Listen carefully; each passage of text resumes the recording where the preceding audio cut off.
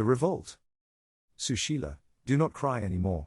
You will go with your uncle to Mumbai and will stay there. You know well that auntie and uncle love you very much. They will take care of you and you will not miss your parents. Sushila's neighboring grand old lady told her. 13-year-old Sushila was the sole survivor of the car accident when the family had gone on a vacation to a nearby hill station. The bright, intelligent Sushila had to shift to Mumbai with her uncle. Sushila was performing well in the school where a free environment gave full scope to her abilities. Debates were her forte and she won many prizes in inter-school competitions. She was at the same time a good scorer in her studies. She passed out SSC with top-ranking marks. Her loving uncle admitted her to a college that offered wings to Sushila. Not only in studies but in extracurricular activities too, Sushila excelled. She had won a few dance competitions. She became the college representative. She was popular among students and was liked by professors also. When Sushila appeared for the final year of graduation, her uncle and auntie started their move for matchmaking. Among many proposals, they chose a qualified engineer from their native place. Sushila saw the photograph of this young man. His manly personality had nothing to be unimpressive. Sushila's affirmative nod ended in a grand wedding. Shankaran, Sushila's life partner, was an ambitious man. He with his college mate from his village had got together and they had started a production unit just on the outskirts of Mumbai. So, Sushila did not have to leave Mumbai after marriage. In a suburb of Mumbai, Sushila started her married life. Her tall, robust life partner was loving and caring. Sushila's new life was moving smoothly with Shankaran. Very soon, they had 2 children, a son, Samit, and a daughter, Nandini. Sushila, who had an excellent social life before, now wanted to get involved in some activities beyond the kitchen and home. Once in the afternoon, when Shankaran was at the factory, Sushila went to their neighbor. She wanted to be friends with the ladies of her age group. They had a nice meeting for a few hours. Before Shankaran returned, she was back in her kitchen. When Shankaran arrived, immediately Sushila prepared tea for him. While Shankaran was sipping tea, Sushila said, "Today, I went to our neighbor Mrs. Patil. She is a nice lady. We became good friends." Sushila looked at Shankaran. The person who used to usually give a smile at her had a frown on his face. Sushila was confused. The caring Shankaran did not show approval of her making friends with neighbors. Did I do something wrong?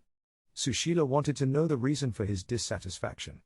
Look Sushila, I don't like a housewife to go around leaving her house. There are so many things to be done in the house. A wife has to take care of them.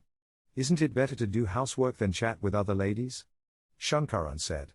Sushila was shocked. Does it mean a wife has to be confined to 4 walls of the house? Don't they want to have their own friends and share ideas? She thought. So Sushila, don't visit neighbors. Take care of the children and maintain the house. Don't waste time gossiping. Shankaran made his ideas very clear. I completed my responsibilities and then only I went to neighbors. But still, he is unhappy over my meeting neighbors. Sushila was disappointed.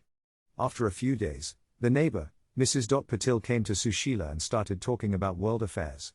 Sushila realized talking to some friends, which she had been missing for the last 5 to 6 years, gave her immense pleasure. Since Shankaran was not happy about her meeting the neighbors, she decided not to disclose it to Shankaran. Later on, she kept in touch with her neighbors without letting Shankaran know about it. And once Shankaran reached home in the afternoon, to his dismay, the house was locked. He waited outside the flat.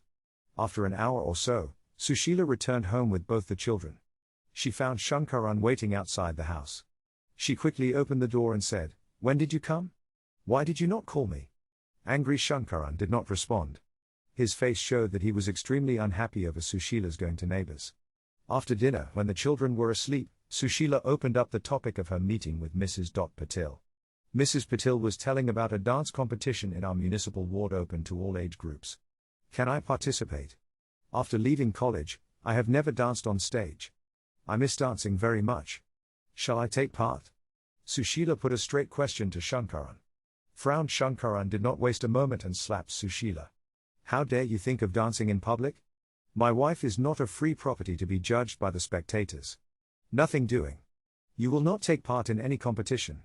Moreover, your meetings with Mrs. Patil should be stopped immediately. She is a bad lady. You should not have any contact with her, ordered Shankaran. What has she done wrong that you stamped her as a bad lady? Is taking part in competitions wrong? Or organizing a blood donation camp a bad act? Sushila put the question to Shankaran. Don't ask me questions. You should not meet with Mrs. Patil. That is my order. And you are going to obey it. Shankaran was firm in his command. While selecting me as your wife, you had appreciated my winning medals in competitions. Why the objection now? Sushila was not ready to accept his orders lying low. No arguments. My word is final, Shankaran. No. I am not going to stop meeting my friends. I am not doing anything wrong. Again, Shankaran raised his hand and slapped her. Sushila was in tears. Sushila, I am warning you. Don't ever think of stepping out of four walls. Your task is to cook and bring up the children. That is my rule. Don't think of breaking my commands. You will face severe consequences, Shankaran. Sushila was extremely upset to hear such words from Shankaran. Oh God! Where have I landed? Does he consider me as a slave? Sushila was lost in thoughts. To avoid further confrontations, Sushila decided to follow Shankaran's orders. With a heavy heart, she packed up all her awards won during her college days and put them away, out of sight, in a suitcase. She decided to forget about her talents which had won many awards for her. She had closed that chapter of her life. During the wedding celebrations of one of his relations, Sushila put on good clothes and had a few pieces of jewelry on her body. She looked gorgeous. Instead of appreciating his wife, he shouted at her. Whom do you want to impress by wearing such good clothes and displaying the jewelry? Nothing doing. Wear something simple and keep the ornaments in the safe. Sushila was extremely disappointed. She took off her jewelry and changed into simple clothes. She spent the entire night sobbing all alone. Shankaran was doing very well in his business. He was getting good money. One day Sushila opened out to Shankaran. You have been slogging day and night. Now, can we go out for a week to a resort and relax? Sushila said. Why? Are you bored of looking after the children? Are you tired of cooking day and night? Shankaran asked Sushila. Not me. I am extremely happy with my job. But I was worried about you, Sushila. Don't bother about me. I can take care of myself. But don't impose your ideas about going on holidays on me under the pretext of caring about me. I am happy with my work. Sometime later, Sushila saw Mrs. Patil with her family going on holiday. She wondered what she had sinned that she was jailed in the four walls of the kitchen. But Sushila focused on bringing up her children. They both had inherited Sushila's intelligence. Both had started performing well in their studies as well as extracurricular activities. And one day Sushila was indisposed. She did not utter a word about it. Shankaran noticed that Sushila was unwell. What is wrong with you? Why are you not your usual self? He touched her forehead. Oh. You are having a temperature. Take out the thermometer. I will measure your temperature. Nothing much. Don't worry, Sushila. Don't tell a lie. I can see you are not well. Get me the thermometer. Sushila got up and took out the thermometer from a drawer. Give it to me. Shankaran measured the temperature. It was 102 degrees Fahrenheit. Now, Sushila, you take some rest. You lie down in bed.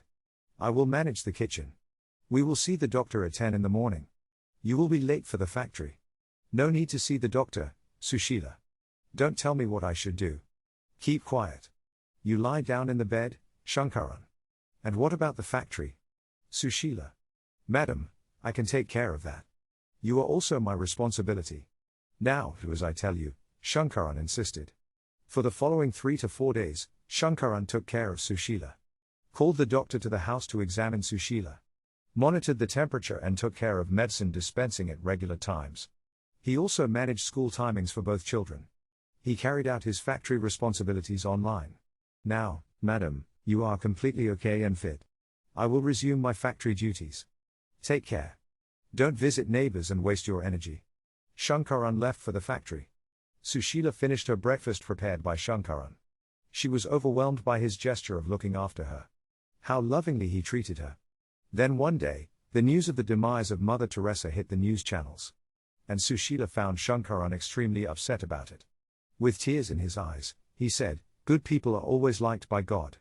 A lady from a far-off country came to India and she served our society wholeheartedly. Great soul." Sushila was surprised to see this aspect of Shankaran. She thought, Shankaran is good at heart. But he is dominated by traditional thoughts. He just cannot tolerate anything that goes beyond his line of thinking. But his heart is clean and soft. Otherwise, who would shed tears if a distant personality like Mother Teresa leaves this world? Sushila had accepted Shankaran's line of thought. She kept herself away from going against his thinking. The days passed. The children were growing up. They sparkled in their career. After getting his B.Tech degree from IIT the son, Samit wanted to go abroad for further studies. But as expected, Shankaran opposed the idea. He did not want his son to leave the country and go to another country for higher education. But Samit knew his future was in higher education in a developed country. They had very hot arguments.